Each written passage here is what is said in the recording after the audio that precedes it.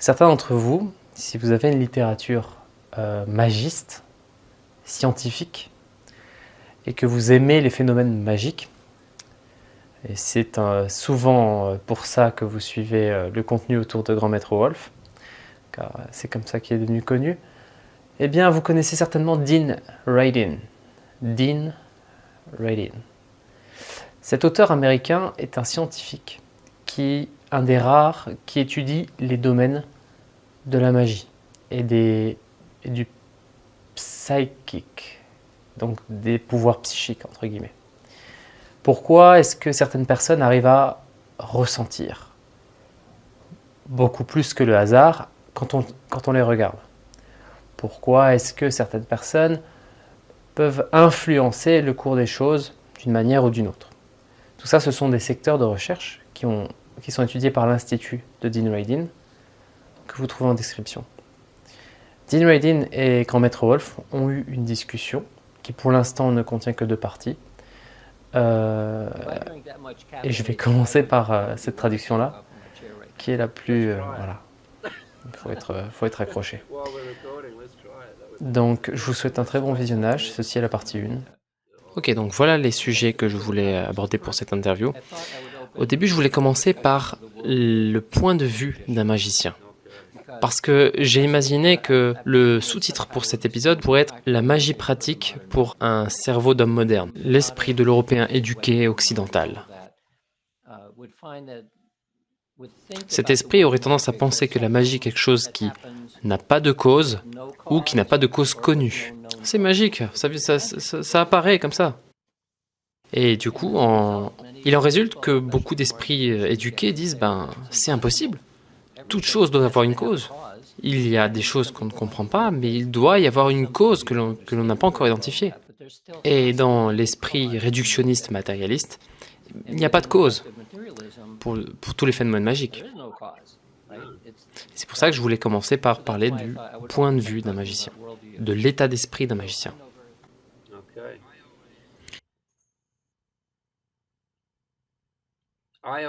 J'y ai toujours pensé que les gens observent cette magie sous le mauvais angle. Si tu ne penses pas ou ne vois pas qu'il existe une conscience universelle ou bien un esprit universel, eh bien, alors toute perception extrasensorielle ne peut pas se produire. Parce que, comment pourrais-tu lire dans l'esprit de cette personne? Vous n'êtes pas connectés, vous êtes 2 personnes différentes. À partir du moment où vous comprenez que tout se trouve dans le même esprit, alors il devient inévitable que ce genre d'expérience peut se produire. Et quand je commence à montrer ça à des étudiants en retard, c'est-à-dire qui ne sont pas encore allés très profond dans ces choses-là, j'utilise ce que j'appelle l'analogie de l'éponge, où si vous considérez une éponge dans la mer, c'est l'océan qui a créé l'éponge. L'éponge vient de l'océan et l'océan est son dieu.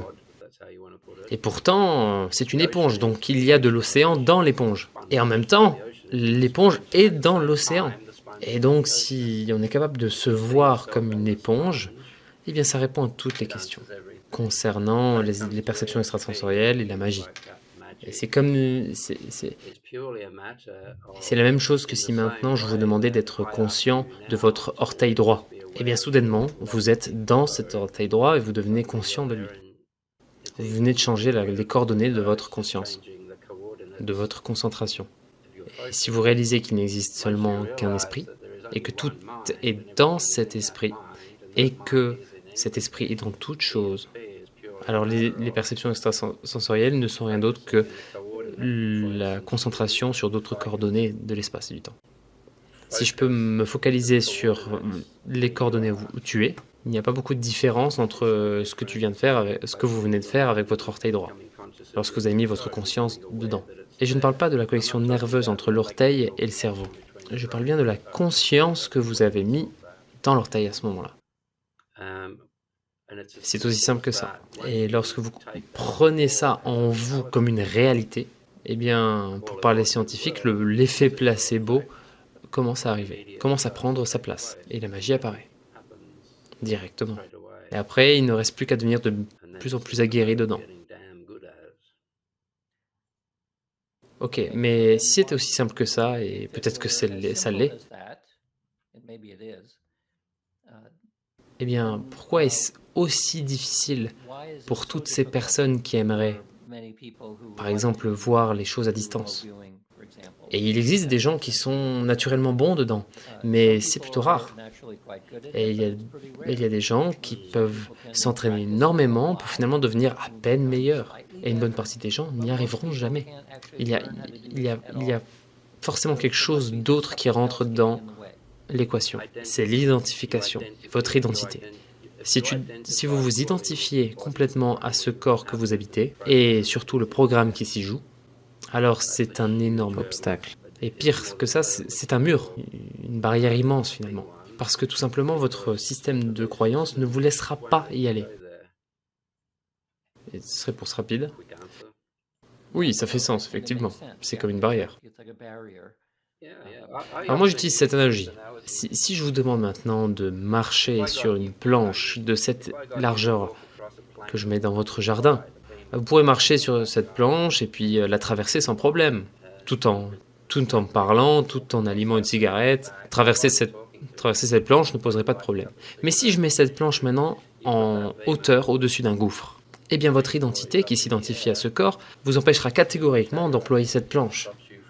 Et quelle que soit la puissance de volonté que vous mettez là-dedans, vous ne gagnerez pas, sauf si vous vous entraînez pendant très longtemps. Un peu comme les funambules font.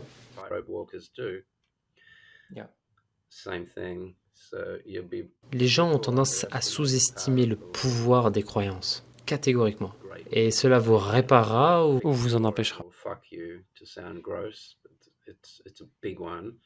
En tant que mystique en plein entraînement, il y a pas mal de choses que vous faites pour surpasser ça.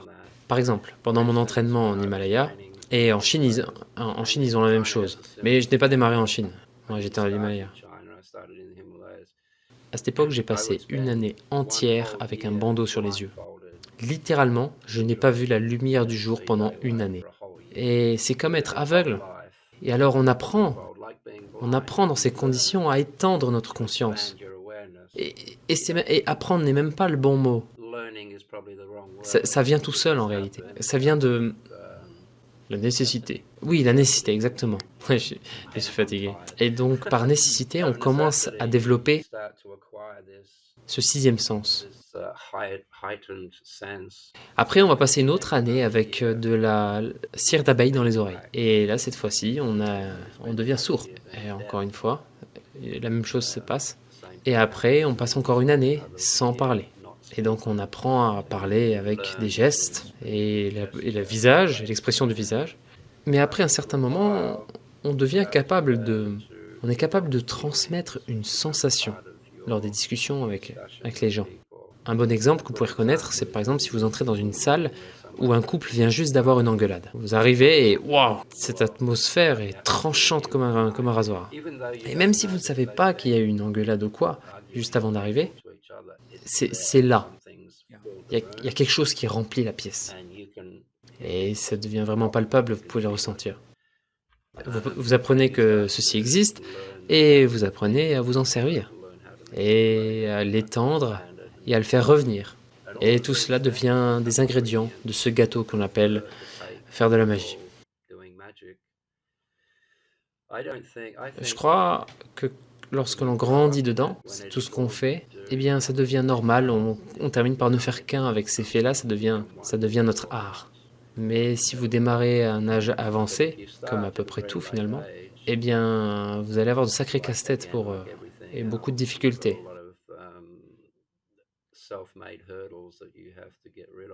On appelle ça les 8 ans de chaîne dorée. Quand je dis nous, je parle des mystiques en général. Vous l'appelez comment? Les 8 ans de chaîne dorée. Ce sont des chaînes parce qu'elles nous emprisonnent, elles nous restreignent, mais elles sont dorées parce que vous acceptez de les avoir, ces chaînes. Laissez-moi vous donner un petit exemple. Imaginez donc deux élèves à l'école ensemble et puis ils tombent amoureux. Ils quittent l'école et puis ils se mettent ensemble, ils se mettent à travailler, ils ont des enfants, puis ils envoient ces enfants à l'école. Et puis au bout d'un moment, ils vont penser à acheter une maison, alors ils vont rentrer dans de grosses dettes. Et au bout d'un moment, une personne de ce couple, après avoir construit tout ça, peut découvrir la spiritualité. Et là, vous les entendrez dire: «Si je devais refaire tout ce que j'ai fait, je ne le referais pas. J'aurais plutôt choisi d'être un moine». Et ces 8 ans de chaîne dorée, ben, c'est un peu ça, cette maison, ces enfants, ils sont merveilleux, c'est tout est beau dans cette petite vie, mais ça reste restreignant, mais ça reste contraignant. Parce que maintenant vous avez grandi et vous réalisez qu'il y a certainement beaucoup plus dans la vie que ça et vous commencez à vous pencher sur la question. Et si vous n'avez pas les épaules, malheureusement, vous pouvez commencer à le regretter, ce choix, et ça devient mauvais. Je me suis certainement un peu trop éloigné de la question. Mais et tu es, bah, en fait, n'importe quelle personne, et puis alors et puis alors, et donc si vous êtes une personne et que vous tombez sur un livre de magie, comme beaucoup de monde, vous portez, un habit spécial ou alors un petit talisman qui vous qui vous rappelle quelque chose. On est tous un peu superstitieux au fond. La superstition, c'est cette croyance qui vous dit que, tant que vous avez ce petit talisman, rien ne vous arrivera. Tout le monde a ça, donc c'est juste une histoire de petit ajustement dans la croyance. Dans cette vie, on n'a pas spécialement envie de passer une année à être aveugle, une année à être sourd, une année à être, muet, une année à être muet, mais on voudrait quand même pouvoir faire de la magie. Et bien sûr évidemment, ce monde occidental grossier qui veut savoir tout faire aujourd'hui, maintenant, sans avoir rien appris auparavant. Ah oui, c'est sûr qu'on vit dans l'âge des titres, le monde des titres. Le monde des titres et de la gratification instantanée, je veux ça maintenant. Donc l'histoire de ce livre, finalement, c'est la magie est réelle. Il y a de très bonnes évidences pour penser qu'elle est réelle. Et d'un point de vue philosophique, c'est tout à fait possible aussi, ça fait sens. Et donc nous avons plein de raisons. Mais maintenant, est-ce qu'on peut le faire? Parce que c'est ce que je suis en train de faire, d'écrire un manuel de magie pratique. Du coup, ce que je voudrais faire, c'est dire aux gens de se débloquer 3 ans dans leur vie où ils n'ont aucune responsabilité. Ils n'auront pas à penser à où ils mangeront et où ils dormiront pendant 3 ans. Pas de loyer. Et ben, le problème, c'est qu'en fait, 99% des gens qui liraient ça diraient, ben, je peux pas faire ça en fait. Et donc, ils me demanderaient que j'aimerais une manière plus facile d'en arriver là. Et il n'y a pas de manière plus facile. Et ça demande une vie d'apprentissage pour en arriver là. Donc c'est sûr que ce serait pas un livre très populaire. Il n'y aurait pas beaucoup de monde qui voudrait lire au-delà de la première page. Voilà donc un livre à propos de quelque chose que vous ne voulez pas faire. Et donc ouais, c'est un peu ça l'évidence. Et puis c'est comme ça que je présenterai honnêtement. Peut-être mettre à la fin de cette première page, si vous voulez vraiment apprendre ces choses, eh bien voilà quelques manières d'y arriver. Quel que soit l'endroit d'où vous venez dans votre vie, d'arriver à quelque chose de magique. Il existe un moyen de contourner ce problème, Dean.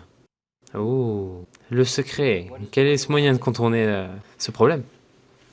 Eh bien, vous créez tous ces obstacles. Donc, au lieu de faire de ces casse-têtes, au lieu d'en faire des obstacles, vous pouvez essayer de voir ces croyances comme des objets. L'objet de, l'objet de vos expérimentations. Disons que l'on parle de méditation et que les personnes n'arrivent pas à méditer. N'arrivent pas à méditer par manque de temps. Parce que on a des enfants, Eh bien, vous pouvez vous concentrer sur vos enfants. Méditez sur vos enfants. Ah, j'ai trop mal, la maladie, ça fait mal. Eh bien, méditez sur cette maladie. Eh bien, médite sur cette maladie. Et j'ai eu un jeune homme une fois, enfin, jeune, il avait 45 ans, et il vivait à Las Vegas. Et il me disait qu'il pouvait aller dans le désert et pouvait enfin y méditer sans problème. Moi, je voyais pas ça comme de la méditation. Et il disait que quand il revenait à Las Vegas, ben, ça devenait impossible pour lui de méditer, quoi. Il n'y arrivait plus. Et pour lui, c'était devenu impossible de calmer toute cette agitation, trop d'agitation dans sa tête.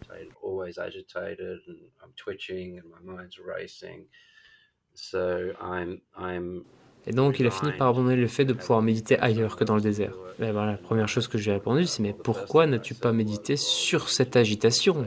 C'est là avec toi, c'est parfait. Et il est tombé de son lit, hein. Il est tombé à la renverse de son lit, à plat sur le dos. parce qu'ils pensaient vraiment qu'ils méditaient, mais ils ne méditaient pas en réalité. Absolument tout peut être un objet de méditation.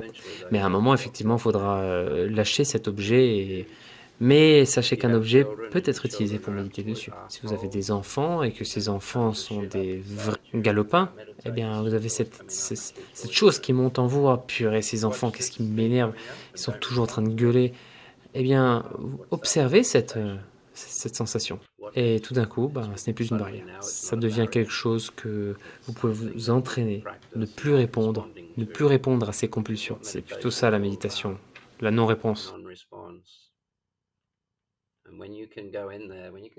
Et comment vous pouvez prendre place dans cet esprit et observer ce dîn, observer ce...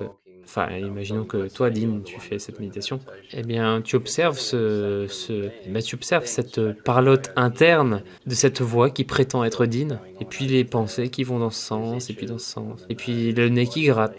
Et si tu peux entraîner ton être à ne plus bouger, à ne plus aller dans tous les sens. Vous devenez juste l'œil du cyclone, sans bouger, sans répondre à aucune de ces impulsions. Eh bien, vous devenez capable d'apporter cet œil du cyclone dans le monde extérieur.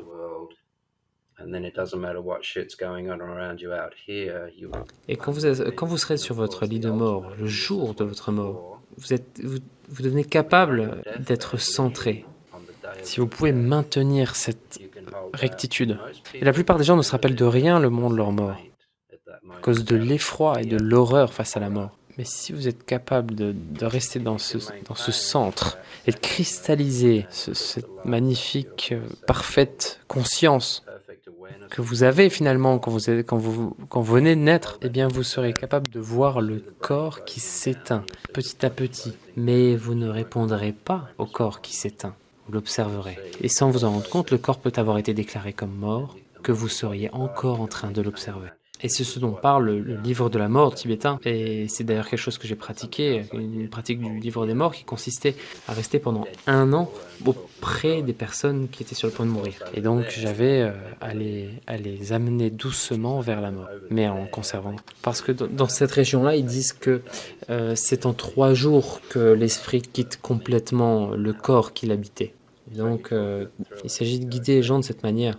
Alors, bon, vous voyez, je suis le moine de la montagne-ci. J'étais proche de vous pendant des dizaines d'années dans ce village. Et maintenant, cela fait un certain moment que vous êtes mort. Dans notre monde, vous êtes mort depuis une journée. Et certainement que maintenant, vous voyez beaucoup de jaune. Mais surtout, ne vous inquiétez pas pour ça. Et c'est juste que vous êtes en train de sortir petit à petit de votre foi. Et donc, on profite de ce moment où l'esprit du défunt peut encore nous entendre, pour l'amener jusqu'au bout du processus. On va pas le laisser perdre sa mémoire, oublier. On va l'accompagner dans la dérive. On l'accompagne pour qu'il ne soit pas à la dérive. Et si ça se passe bien, vous provoquez ce qu'on appelle un rinpoché. Et vous savez ce que c'est qu'un rinpoché? Oui. Ah, parfait. Je vais pas vous expliquer ce que c'est. Et donc, voilà ce qu'est la méditation. Voilà. Et donc, en fin du compte, voilà ce qu'est la méditation. Tout le reste, ce n'est pas de la méditation, c'est de la visualisation. Puis je reçois beaucoup de conneries en ce moment par rapport à ça. Quoi? En fait, il y a beaucoup d'idiots, de hippies, des gens que j'appelle moi des chasseurs de spécialité, qui veulent être spéciaux aux yeux des autres. Et alors du coup, ils vont me dire, ah, si vous faites cette visualisation, eh bien, vous deviendrez ci, ça. Et puis après, ils vous demandent une telle somme d'argent pour cette merde. Et donc, ils se mettent à vendre des visualisations, comme si c'était de la méditation, alors que ce n'est pas du tout le cas. Et la visualisation est forte, hein, c'est pas ce que je dis. La visualisation est forte, c'est pas ce que je dis. Mais quand vous dites que c'est de la méditation alors que ça n'en est pas, et la plupart des gens se sentent mieux suite à ces visualisations. Alors ils pensent que c'est de la méditation. Je n'ai rien à reprocher par rapport à ce fait. Mais ce n'est pas de la méditation. Et puis la méditation, c'est quelque chose qui a été construit pendant des milliers d'années. Des millions de mystiques ont vu cette chose se passer, cette force animée qui pourtant ont vu cette force animée quitter le corps, la matière. Et au moment où ça arrive, c'est la mort qui arrive du point de vue de la matière. Et cette même force animée revient et vous voyez une nouvelle créature s'animer ou alors... Et donc ils se sont tous demandé, qu'est-ce que c'est que ça? La question était, mais comment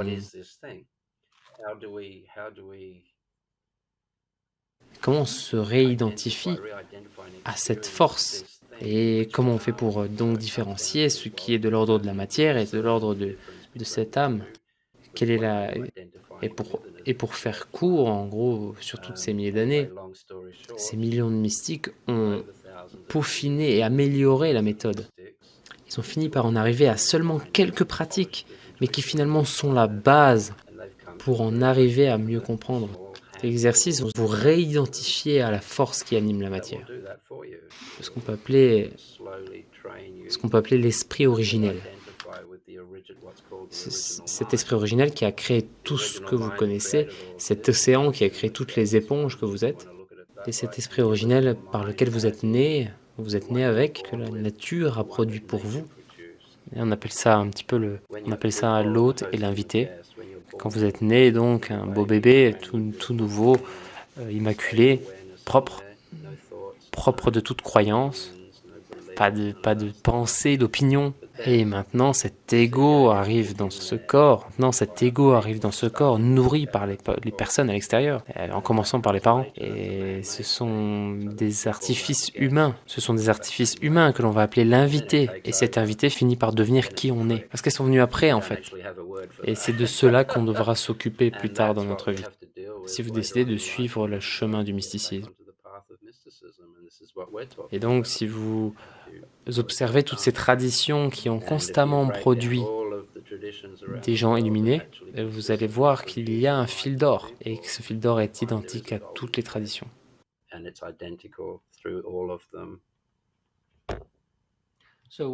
Et donc, quelle est la différence entre ce que vous appelez méditation et ce qu'un psychologue pourrait appeler une dissociation? Au sens psychologique, si quelqu'un est dissocié, il va se mettre à penser que rien n'est réel, que le monde n'est pas réel, que l'expérience que je vis n'a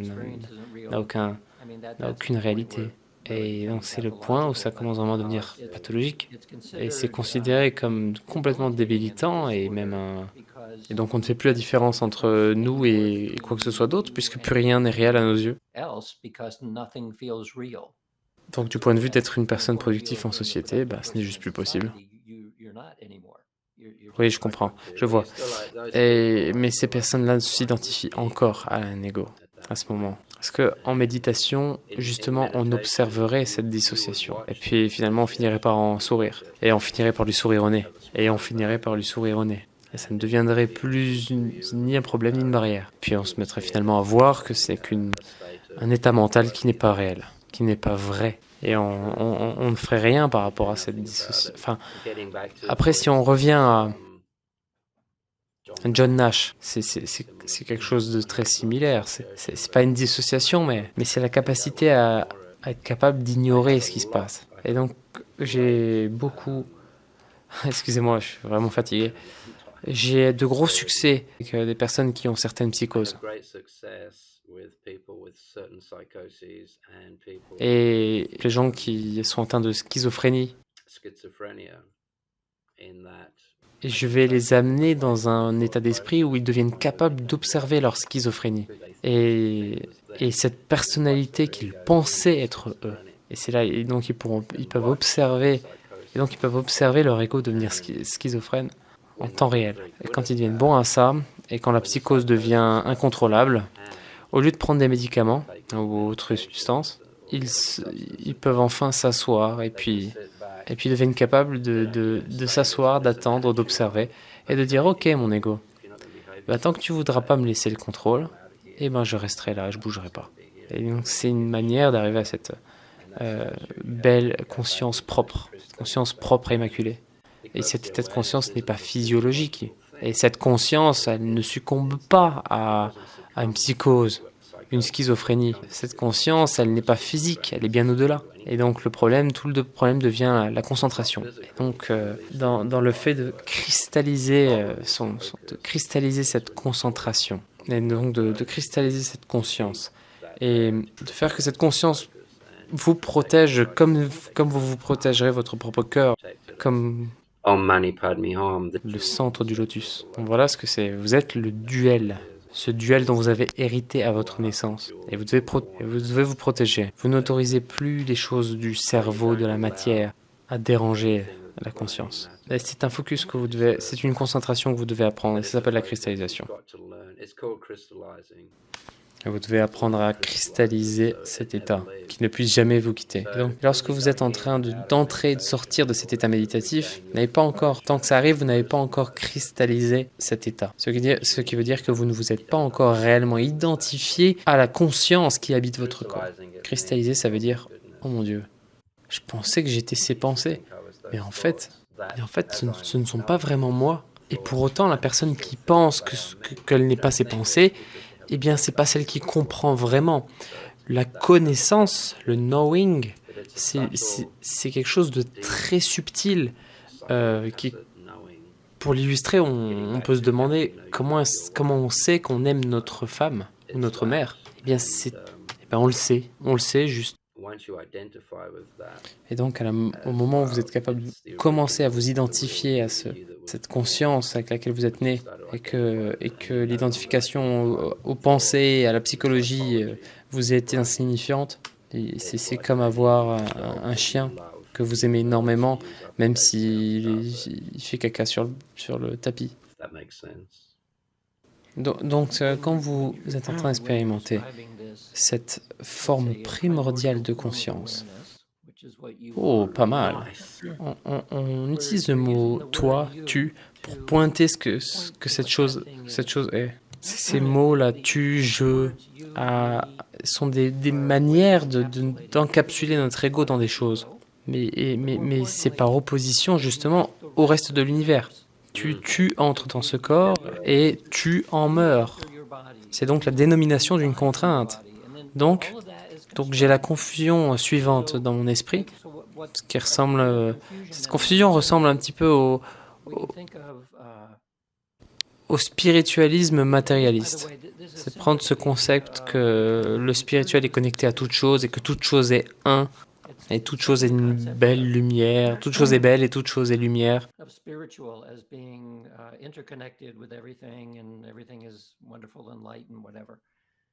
Mais en même temps, on est quand même isolé, ça reste toi, ça reste moi. Et donc voilà, tu as appris à mourir, tu as appris à garder cette conscience jusqu'au dernier moment, juste la conscience. Et cette chose qui se concentre pour conserver cette conscience, est-ce qu'elle est cet univers interconnecté, cette interconnexion? Ou est-ce qu'elle est encore séparée d'une certaine manière du grand tout?